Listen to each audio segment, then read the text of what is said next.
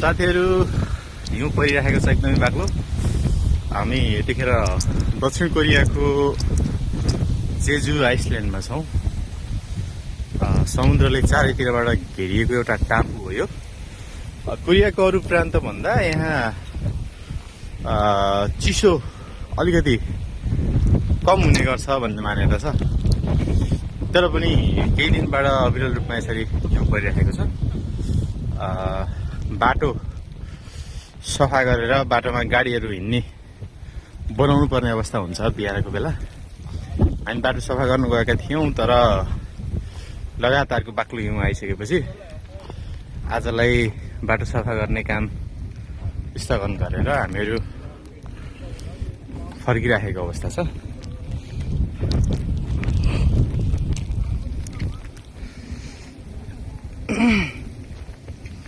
एकदमै बाक्लो हिउँ परिरहेको देख्न सकिन्छ हामी यतिखेर।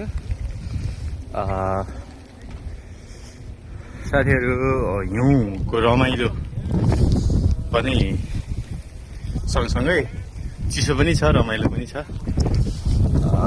पहिलोचोटि देख्ने साथीहरूका लागि यो रमाइलो पनि हुनसक्छ र चिसोमा काम गर्दा गाह्रो हुन्छ, हातहरू कठाङ्गिन्छन्, औँलाहरू दुख्ने हुन्छ, रुगाहरू लाग्ने विभिन्न समस्याहरू हुने गर्दा रमाइलो गाह्रो दुवै मिश्रण मान्न सकिन्छ यसलाई।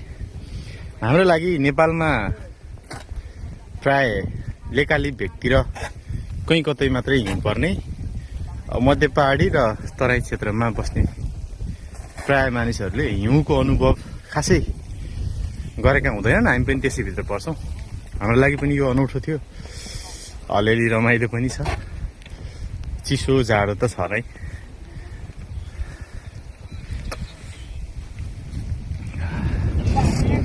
यस्तो एकदमै बाक्लो हिउँ, यो कपास उडाए जसरी आकाशबाट फुसफुस गरेर झर्ने हुन्छ।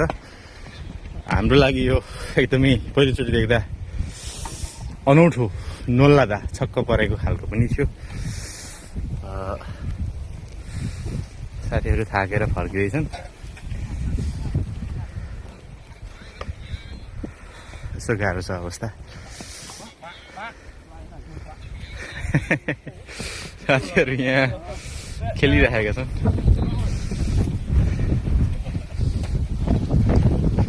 David, hello my friend.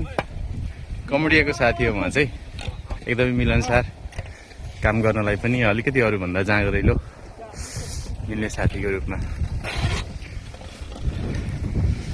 हिउँ आकाशतिर फालेर रमाइलो मनाइरहेका छन्। Hello friend.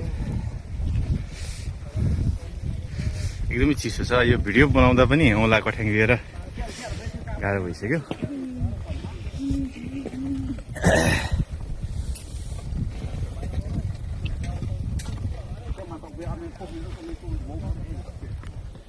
यो सडक मार्ग हो। हामी यतिखेर सडक मार्गमा गइरहेका छौँ।